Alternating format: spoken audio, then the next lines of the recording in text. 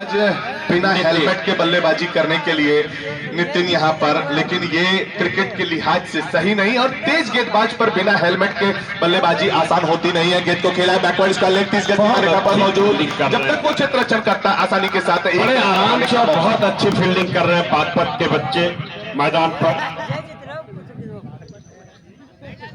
ये तेज हवाएं खिलाड़ियों को तो मजबूर कर रही है, दर्शकों को भी मजबूर कर रही है, लेकिन क्या दर्शक हैं यहाँ के इस मुकाबले को देखने का मोह वो छोड़ ही नहीं पा रहे हैं, क्योंकि उन्हें पता है कि आज इस प्रतियोगिता का फाइनल खेल दिया जाएगा और कल से हम सभी लोग अपने अपने कामों में व्यस्त हो जाएंगे। क्यों ना आज छुट्टी का पूरा आनंद लिया जाए। पूरा देश मकर संक्रांति का त्योहार आज मना रहा है और उस मकर संक्रांति के त्योहार पर जो छुट्टी गस्टेड हुई है उसका आनंद यहाँ मैदान पर उठाते हुए तमाम दर्शक बागपत और मेरठ के लिए इस मुकाबले को अच्छी गेंद पर बल्लेबाज को चकाती हुई विकेट कीपर के पास जाती हुई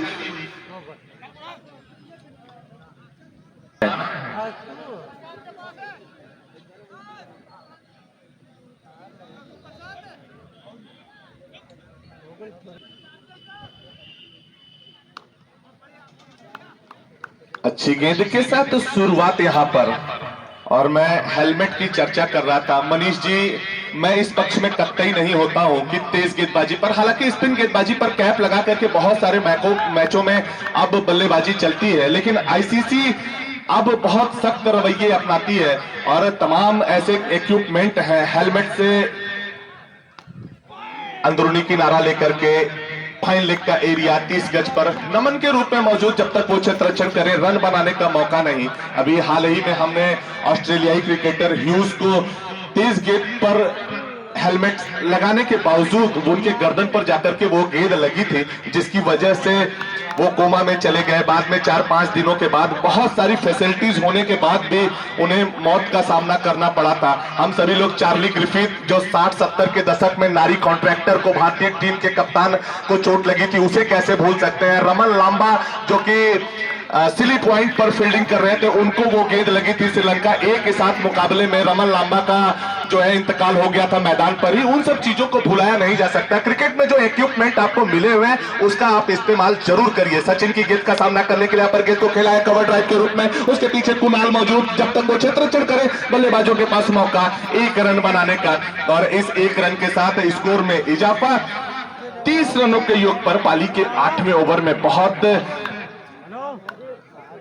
आसानी के साथ यहां पर रन बन नहीं रहे हैं इस गेंदबाजी के सामने, बागपत के सामने। हालांकि बहुत अच्छी बल्लेबाजी कर रहा अच्छी को यही चाहिए कि नितिन को ज्यादा स्ट्राइक दे और अपने सिंगल लेकर दूसरे पे रहे, तौर पर जाए और उसके बाद रनों के लिए टूर्नामेंट होने वाले खिलाड़ी को मिलेगा SKS पेहड़ा, प्रायोजक SKS पेहड़ा जौनपुर की तरफ से 32 इंच की शानदार LED TV player of the tournament.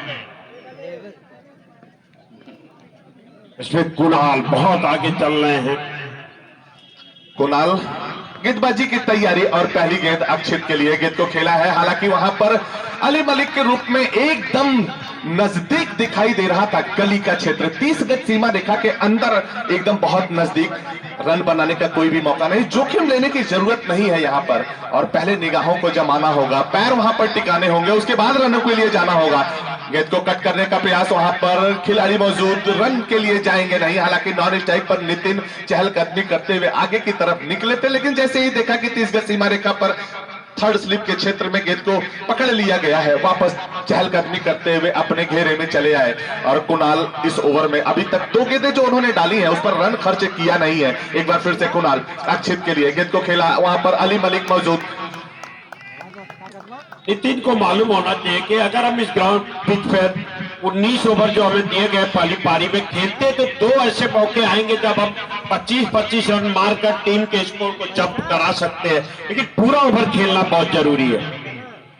और अब इस सिचुएशन में कि और कोई विकेट नहीं खो सकते हैं, अभी भी इसके बाद जो है करीब 10 ओवर बचे रहेंगे, 10 ओवर बचे रहेंगे। 10 ओवरों में 2 ओवर ऐसे आएंगे जब 50 रन बना करके टीम के स्कोर को जंप कराया जा सके।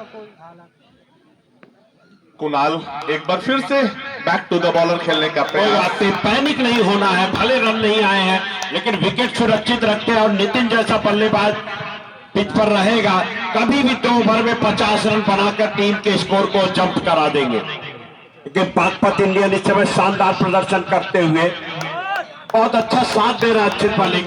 बाहर से लोगों को लग जरूर रहा होगा कि यह मेडन ओवर रहा है। स्कोर है 31 रन, 9 ओवर 31, 9 ओवर 31, 4 विकेट। काफी प्रसन्न है सचिन अपने गेंदबाजों से। इन 10 ओवरों में 2 या 3 ओवर ऐसे आएंगे जब 20-25 रन बनाकर टीम के स्कोर को जंप कराया जा सकता है। लेकिन अगर हम पूरे ओवर नहीं खेलते हैं और 80-85 के आसपास टीम आउट हो जाती है तो बड़ी मुश्किल में फंस जाएंगे।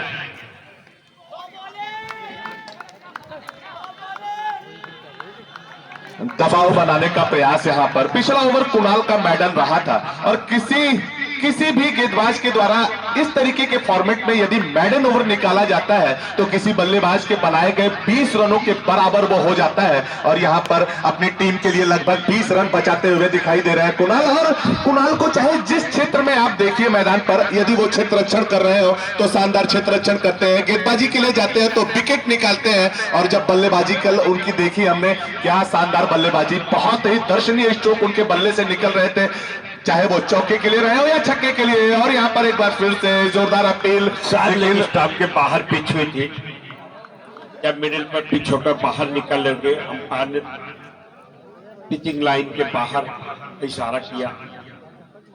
पूरे तरीके से दबाव में दिखाई दे रही है मेरठ की टीम। यहाँ 4 विकेट का नुकसान हुआ है और पाली का 10वां ओवर, स्कोर बोर्ड पर मात्र 32 रन दर्ज है। जैसे लग ही नहीं रहा है कि ये क्रिकेट का छोटा फॉर्मेट खेला जा रहा है। और मुझे लगता है सवेरे मनीष जी ने जो ये चर्चा कर दी थी मेरठ के कप्तान के साथ कि चाहे आप इसको टेस्ट समझ लीजिए, 20 समझ लीजिए, वनडे समझ लीजिए, तो उन्होंने 20 और वनडे को अलग टेस्ट समझ लिया। खेल रहे थे, रन भी नहीं बना रहे थे और बिना कारण विकेट फेंक दिया। बहुत ही गलत क्रिकेट अक्षित मलिक के द्वारा। शानदार गेंदों से खड़े पल्ला डुबा सकते थे। और आज जीतते हैं शायद। पहले मैच में धमाकेदार बल्लेबाजी किए थे।